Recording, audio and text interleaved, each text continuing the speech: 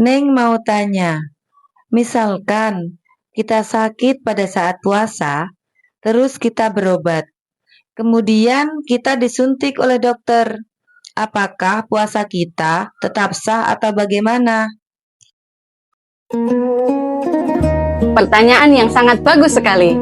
Namun sebelum saya jawab pertanyaan tersebut, alangkah lebih baiknya jika kita mengetahui terlebih dahulu apa-apa saja yang membatalkan puasa. Kita lihat dalam kitab Taqriratus Sadidah fil Masail Mufidah. Dalam kitab ini disebutkan bahwa mubtilatus shaum itu dibagi menjadi dua. Yang pertama dinamakan al-muhbitat dan yang kedua al-mufattirat. Al-muhbitat adalah sesuatu yang membatalkan pahala puasanya saja.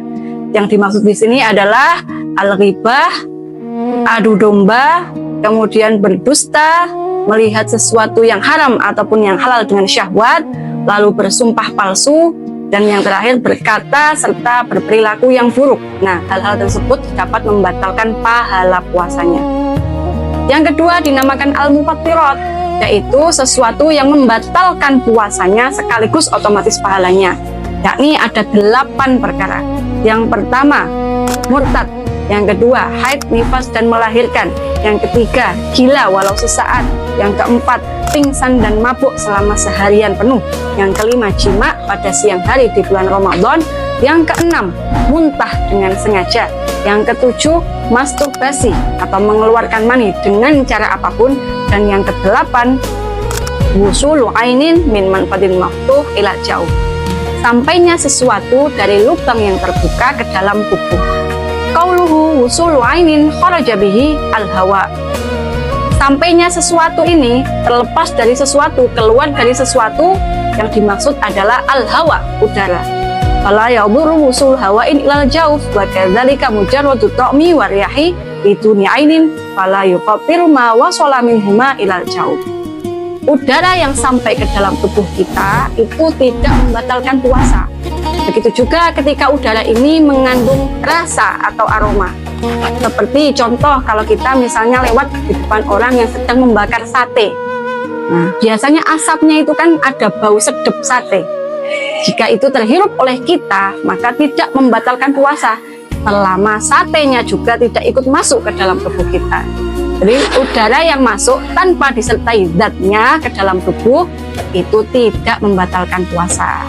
Akan tetapi perlu diingat, ini tidak bisa disamakan dengan rokok, karena rokok masalah yang lain dan ulama sepakat bahwasanya rokok dapat membatalkan puasa. Qauluhu manfadin maftuh kharaja bihi idza wasalatil ainu ilal jauf min manfadin ghairi maftuh katuhni wa nahwihi idza syarru bil masam. Keluar dari lubang yang terbuka, yaitu sampainya sesuatu ke dalam tubuh tidak melalui lubang yang terbuka. Seperti jika kita memakai lotion atau memakai skincare, nah itu kan masuk ke dalam tubuh melalui pori-pori, bukan melalui manfadin maftuh, sehingga tidak membatalkan puasa. Wa kullul manafidhi maftuhah fi madhabil Imam Syafi'i illal ain. Semua lubang di tubuh kita itu termasuk manfadin maftuh menurut Imam Syafi'i, kecuali mata. Wa kadzalikal udun indal Imam Ghazali, begitu juga telinga menurut Imam Ghazali. Maka ketika puasa kemudian kita meneteskan obat tetes mata, lah itu tidak membatalkan puasa. Sekarang kita sudah paham ya apa-apa saja yang membatalkan puasa. Lalu kita masuk ke pertanyaan tersebut, bagaimana dengan suntik? Hukmul ibrah tajuzu lid-darurah. Suntik ini diperbolehkan karena ada udzur, ada keperluan, keadaan darurat. Sebenarnya suntik ini kan menyakiti diri, menusuk itu kan menyakiti diri.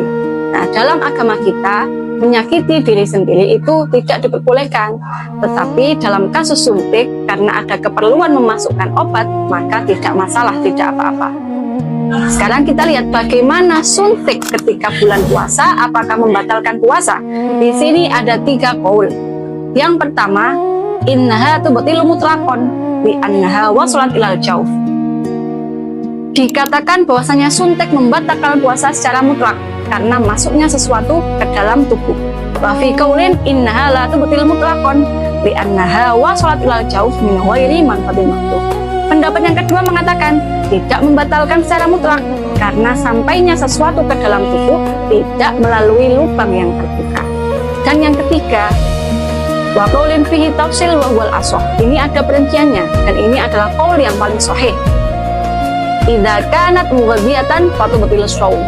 Jika yang dimasukkan adalah cairan yang menguatkan, maka membatalkan puasa. Wa idza kanat ghairu maghdiyatin, tapi jika yang dimasukkan ini bukan cairan yang menguatkan, pananggul ada perinciannya lagi. Idza kana fil urufil mujawwafah wa hiyal auridah fatubtil.